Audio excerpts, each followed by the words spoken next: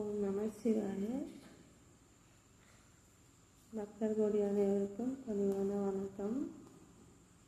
இப்போ இறைவன் எப்படி நம்மளுக்கு நிறைய அருள் கொடுப்பாரா, கொஞ்சமாக அருள் கொடுப்பாரா, இல்லை போதுன்ற எண்ணங்களுக்கு அருள் புரிவாரா அப்படின்னா,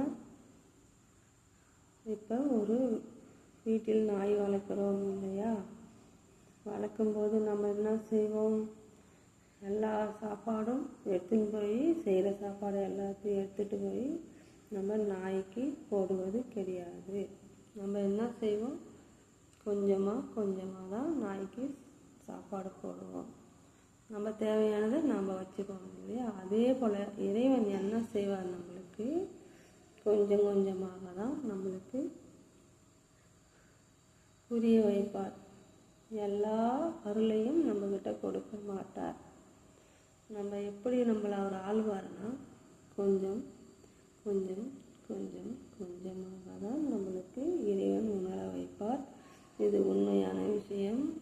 இறைவனை எப்படி நம்ம நெருங்குவோம்னா எல்லா ஆனந்தத்தையும் இறைவன்கிட்டேருந்து எப்படியும் பெறலாமன்னா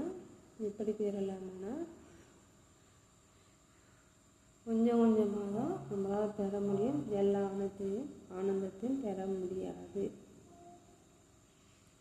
இது எல்லாரும் புரிந்து கொள்ள வேண்டும். நாம் பிச்சை கேட்க வராங்க, அவங்களுக்கு கூட நம்ம என்ன செய்வோம், எவ்வளவோ சாப்பாடு செய்திருந்தாலும் நம்ம என்ன செய்வோம், பானை நிறையாக இருந்தாலும் நாம் கொஞ்சமாக தான் சாப்பாடு கேட்க பிச்சைக்காரங்களுக்கு நம்ம என்ன செய்வோம், அன்னம் கொஞ்சம் தான் கொடுப்போம், நிறைய சாப்பாடு கொடுக்க மாட்டோம். இறைவனும் அப்படி தான். நம்ம இறைவனை புரிந்து கொள்ள வேண்டும். இப்போ மனிதர்கள் மூலயமாக கூட நம்மளுக்கு தொல்லைகள் வரும். அதிலிருந்து நம்ம எப்படி விடுபடலாம்னாக்கா, இப்போ மனிதர்கள் நம்ம தொல்லை கொடுக்கும் பொழுது அவர் எதுக்காக தொல்லை கொடுக்குறார், என்னத்துக்காக தொல்லை கொடுக்குறார் என்று நம்ம புரிந்து கொள்ள வேண்டும். நம்ம புரிந்து கொண்டு நம்ம அவரிடமிருந்து விலக வேண்டும்.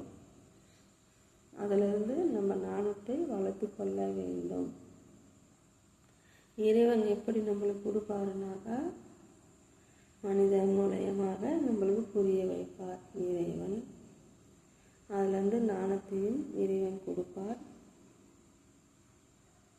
நம்மளுக்கு தொல்லை இல்லாமல் வாழ்க்கையும் இறைவன் மனிதன் மூலயமாக புரிய வைப்பார். இப்போ நம்ம போகாத பாதையிலே போகக்கூடாது, சுற்றி கெட்டு அங்கே இங்கேயும் சுற்றக்கூடாது, மாடாகவே மனுஷன் மாறக்கூடாது, மற்றவங்க பொருள் மேலே ஆசை வைக்கக்கூடாது. இதே நம்ம மற்றவங்க பொருள் மேலே நம்ம ஆசை இல்லாமல் இருப்போம் இல்லையா, அதே போல் யார் பொருள் மேலேயும் நம்ம ஆசை இல்லாமல் நம்ம இருக்கிறோம் இல்லையா. அப்போ நம்மளுக்கு இறைவன் என்ன செய்வார், நல்ல வழிகாட்டியாக இருப்பார். இப்போ மனித மூலியமாகவும் பிரச்சனை வரும், அதை நம்ம எப்படி சரி செய்யலாம்.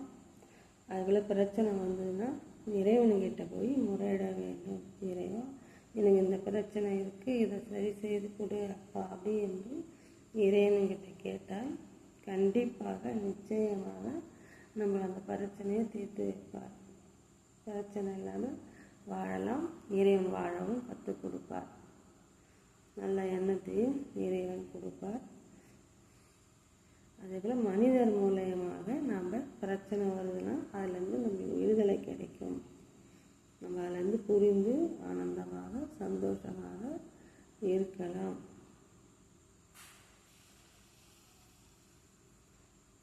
காந்தி கூட என்ன செய்கிறார், நேர்மையாக தான் இருந்து சுதந்திரத்தை நம்மளுக்கு வாங்கி கொடுத்தார் இல்லையா. அதே போல் நம்மளும் நேர்மையாக இருந்து காந்தியை போல் நாம்பளும் சுதந்திரம்